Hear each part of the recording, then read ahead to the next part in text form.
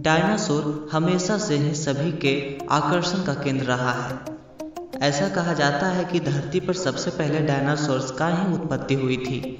इतना ही नहीं, ना जाने इन पर कितने फिल्में भी बन चुकी है जिसमें इनकी अलग ही दुनिया दिखाई है। कुछ अच्छे दिखाए हैं तो कुछ बेहद बुरे, लेकिन आज भी डायनासोरस लोगों के लिए एक रहस्य ही बनाए हुए हैं। दरअसल हमारे बीच कई ऐसे लोग भी मौजूद हैं जो इस बात को नहीं मानती कि पृथ्वी का पहला प्राणी डायनासोर हुआ करता था।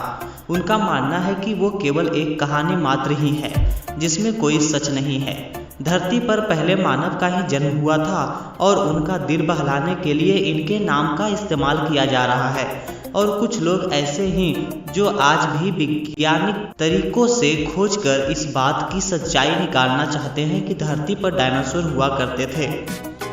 इतना ही नहीं, कई देश विदेश के वैज्ञानिकों ने तो इसके कई सबूत भी पेश किए हैं जिनका कहना है कि डायनासोर धरती का पहला ही प्राणी जो धीरे धीरे लुप्त होकर खत्म होता चला गया। इतनी ही नहीं, इनके खत्म होने पर भी कई तरह की कहानियां बताई जाती है। डायनासोरस के युग के अंत को लेकर कहा जाता है कि एक बहुत बड़ा एस्टेरॉयड धरती से टकराया था जिससे पैदा हुए विस्फोट ने इन विशालकाय जानवरों का वजूद खत्म कर दिया।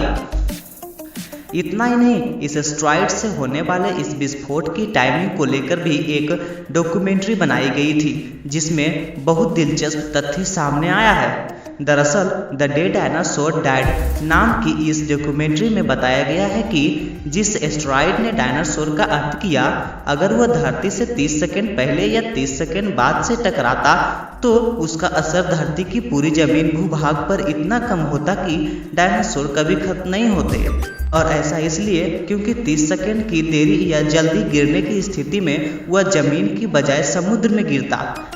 साथ ही ये भी बताया जाता है कि ये एस्टेरॉयड करीबन 6.6 करोड़ साल पहले मेक्सिको के युकटॉन प्रायद्वीप से टकराया था, जिससे वहाँ 111 मील चौड़ा और 20 मील गहरा गड्ढा बन गया था।